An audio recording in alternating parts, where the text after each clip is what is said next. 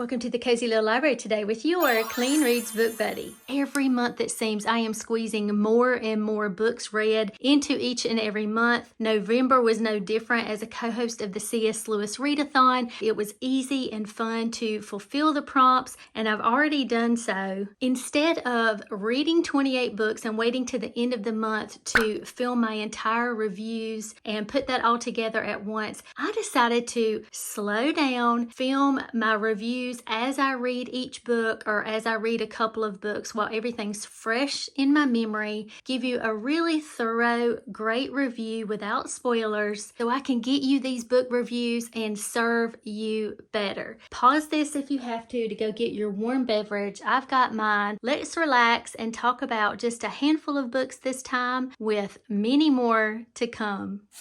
The Secret of Shadow Ranch by Carolyn King, Nancy Drew Mystery Stories, number 5. This one is very unique from the previous 4 that I just read in that Nancy seems to have had quite the maturity jump. The writing style is completely different, so there's that. And she's not in River Heights anymore. I have a feeling we're not in Kansas anymore.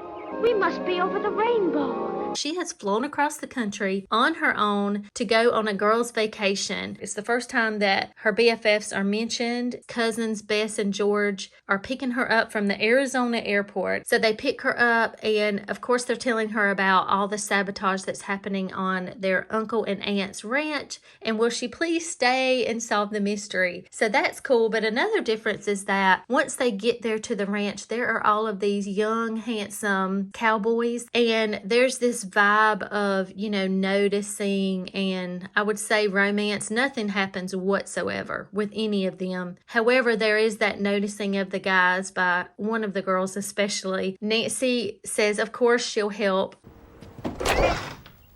Who are you? Hello, I'm Nancy Drew. It's nice to meet you. I wanted to share just a little bit here, read something. Also, this cover, I have always loved this cover with this beautiful black horse and Nancy with her little outfit and her red hair. There's our phantom horse in the background. George tugged her chair closer and bent forward. About 2 months ago, Uncle Ed and Aunt Bet acquired Shadow Ranch in payment of a debt. They'd always wanted to be ranchers, so they moved there. They started working. Some things started happening. They think everything's being sabotaged. At first, they weren't sure. Bess took up the story, but after last night, Uncle Ed said there was no doubt. What happened? Nancy asked. The phantom horse appeared, replied George. Nancy's eyes sparkled with interest. A phantom? Tell me. Bess shivered. It's the weirdest thing, all glowing white and filmy. We saw it across what we call the big meadow. George added, Shorty Steele, he's one of the ranch hands, says it's supposed to be the ghost of the horse which belonged to Dirk Valentine, an old-time outlaw. There's a very romantic legend about him, Bess says. He was the sweetheart of Francis Hummer. I'll stop there. So, yeah, we've got this romantic story. So, yeah, romance is a big part of this one, which is, I don't know, it's different. Yeah, love the cover. Love the story, really.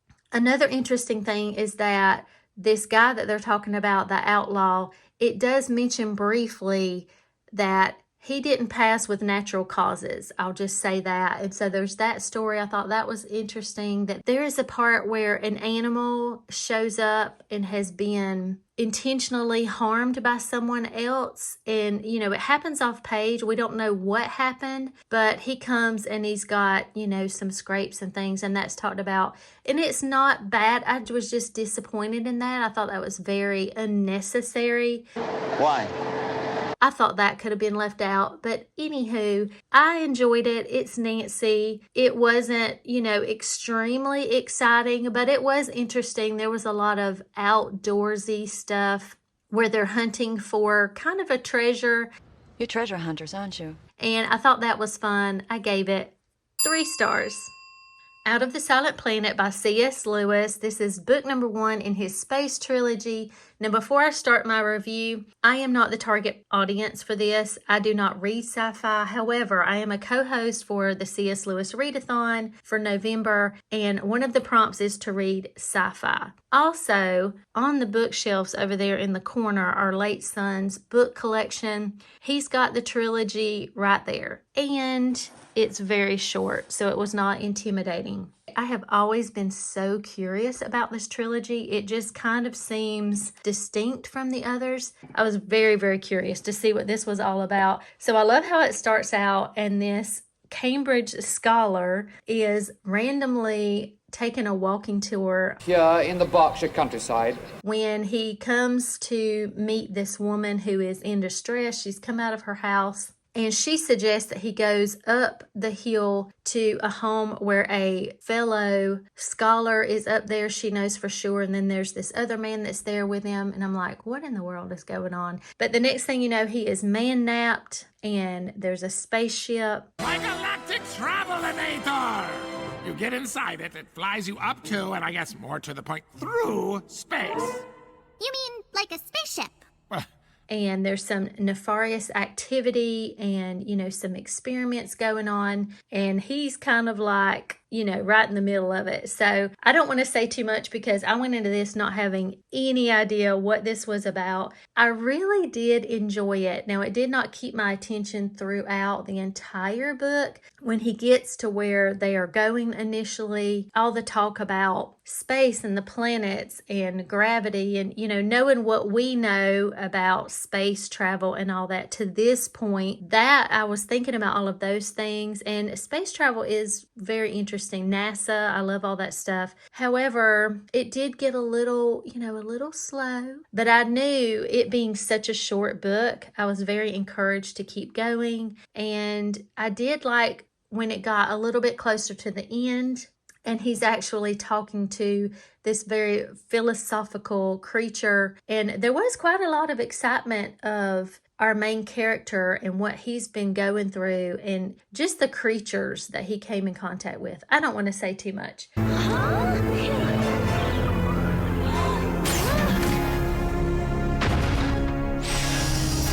Aliens for real! But violence-wise, I didn't know what to expect. I don't do violence, and I was a little nervous because I was like, what is going to happen here? But everything was very gentle, nothing big trigger-wise. There is like a death, but it's not even talked about what actually happens. But very interesting. I will say the bad guys use the D word and the H word. Disappointed in that, but the Lord's name is used as an exclamation a couple times, just G-O-D. And yeah, just wanted to mention that. I'm glad I read it, but again, I'm definitely not the target audience, but I did enjoy it. Way to go, CS. 3 stars.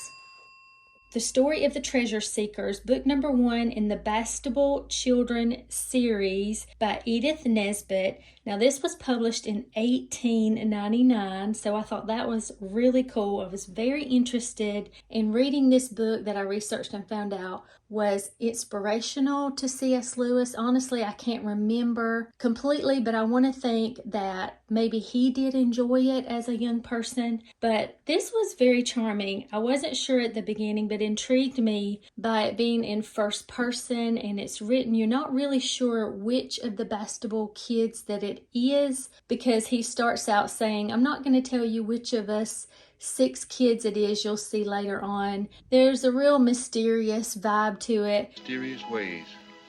But it is in the first person of one of 6, and they have decided to restore the family fortune after their widower dad has lost his job. And it's just super charming, full of lots of quotes. Very, very vintage, yet it's British vintage. So some words, even as much as I read in Regency era and so forth, there were some words that I was not familiar with, but in context they made sense. But really, really charming. I enjoyed it. If you are planning to listen to this as an audiobook, which I did as well, it is not a thin book. It's pretty chunky, so it really could have been cut in half. Some of the stories I enjoyed more than others. They went through several different ploys, several different ideas of how to make this money. Some were more enjoyable to read about than others, but it definitely could have been shortened a lot. I used the audio to help me along, and there are some words that kids are taught not to say, typically to be polite, that aren't curse words, but I'm very glad I read it. 4 stars. C.S. Lewis at the Breakfast Table and Other Reminiscences, edited by James T. Como. This guy basically took the experiences of 22 different people in all walks of life in the different scenarios of C.S. Lewis's life, how they knew him or how they interacted with him, and he put that all together here just to give a very broad spectrum of what C.S. was really like in different stages of his life. It was definitely very, very interesting. You can see how thick it is. I am going to count this for a readathon because I did spend a lot of time. Well, yes. Skimming through it, but I did not read it word for word, so that's why I haven't put it on my Goodreads, because I'm not going to say that I read it and I'm not going to rate it. But I did enjoy it as a huge C.S. Lewis fan. And one story in particular, just one that's coming to mind right now, where there was a couple that found out about Lewis, enjoyed his writing, and they wrote to him, and he would always correspond with anybody that would write to him. He would always answer. That's actually how he met his wife initially. But they had written him as a couple from America, and they wanted to come and visit and just chat with him about all the scholarly things. And by the time they got there, though, Lewis's wife had just passed away the week before, and they didn't know it. So they get there and they correspond with him to let him know that they're there. They find out that she had passed, and they were like, oh, never mind. And he said, no. He met with them. They had some food and drink, and then the wife took pictures, and it has a letter that she wrote to him after their meeting, and then his correspondence to the couple. And it's just so interesting, like, just to see how he was joking about, like, in some of the pictures, there was this extra glass and he was like, whose glass was this? And he wrote it in all caps, and just so adorable, just so sweet. And he talked about, how much he enjoyed meeting them. Just so chill and friendly with people. It just really... it's impressive. So I'm going to count it for the readathon, even though I didn't read word for word. I would only recommend this because of the length, and some of the stories are pretty lengthy. I wouldn't pick this up unless you are a huge, huge, huge C.S. Lewis fan. That was quite the eclectic mix of middle grade, nonfiction, and sci-fi, huh? Just a few of the books that I have read in November that I wanted to give you book reviews for as quickly as possible. More videos to come with the C.S. Lewis Readathon books that I have read and beyond. There are more. And for fun, if you have read anything that would fit with the C.S. Lewis Readathon, you can put a lion emoji in the comments. The other hosts for this readathon are here. I'll link them in the description as well, just in case you haven't watched their videos. I hope you've enjoyed this, and until next time.